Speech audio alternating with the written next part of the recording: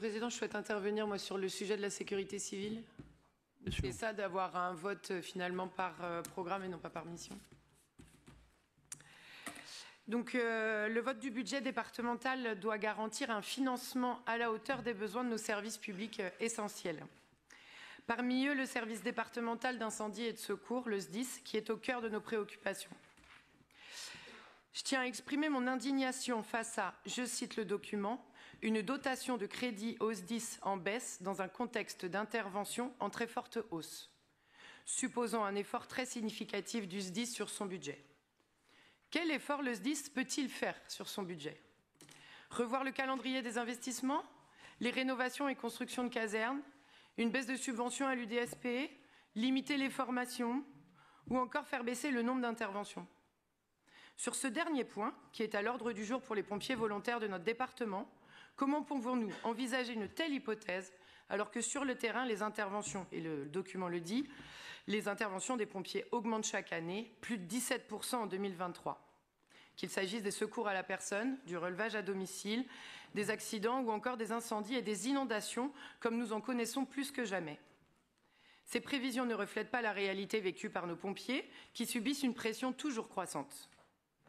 Cette situation est aggravée par le désengagement de l'État, notamment de l'Agence régionale de santé, qui abandonne progressivement ses missions de santé publique. La fermeture des urgences de nuit dans plusieurs hôpitaux de notre département, et notamment à Laval, en est une illustration dramatique. À qui alors revient la tâche de combler ces défaillances? À nos pompiers qui se retrouvent à pallier un système hospitalier en crise. Conséquence des trajets toujours plus longs, des délais d'intervention rallongés, une fatigue accrue et des coûts qui explosent pour le SDIS, notamment en carburant. Ce n'est pas aux pompiers de payer la crise. Ce n'est pas à eux de supporter les conséquences d'un désengagement structurel. Face à cela, il est impératif, et je vous le demande, je trouve régulièrement, Monsieur le Président, que l'ARS prenne ses responsabilités. Elle doit cesser de se décharger sur notre collectivité et participer activement au financement du SDIS de la Mayenne. Il est inconcevable que le département soit le seul à assumer ces enjeux, alors que la crise hospitalière relève d'abord d'un échec national. Je reformule donc une nouvelle fois ma demande. Où en sont les négociations? Il faut que le département défende les intérêts des Mayennais avec force. Vendredi 6 décembre, 14h30, un chef de groupe régule l'entrée des urgences.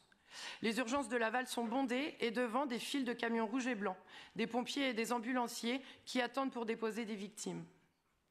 Plus tôt dans la semaine, une victime est transportée à Laval, mais les urgences sont fermées.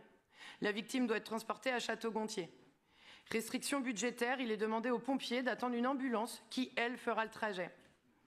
J'imagine que, comme moi, vous ne trouvez pas ça normal, et ça devient pourtant la norme. Nous devons réclamer un soutien immédiat de l'État et de l'ARS pour financer notre SDIS afin de garantir des conditions de travail dignes à nos pompiers et une sécurité optimale à nos concitoyens. Enfin, Monsieur le Président, je suis également adjointe au maire et conseillère communautaire pour Laval Agglomération. J'ai voté en connaissance de cause une hausse de 1,7% des dotations des EPCI, comme celle du département, pour participer au cofinancement du SDIS, et c'est tout à fait normal. Je déplore cette baisse de crédit de 2,7%, qui représente plus de 300 000 €, entre le compte financier unique 2024 projeté et le budget primitif que nous votons aujourd'hui. Les prévisions budgétaires doivent être alignées avec la réalité des besoins et des interventions. Réduire les moyens financiers du SDIS revient à nier l'évidence et à mettre en péril un service public essentiel. Les femmes et les hommes qui risquent leur vie chaque jour méritent mieux qu'un désengagement total de l'État et des collectivités et des calculs comptables éloignés du terrain. Je vous remercie.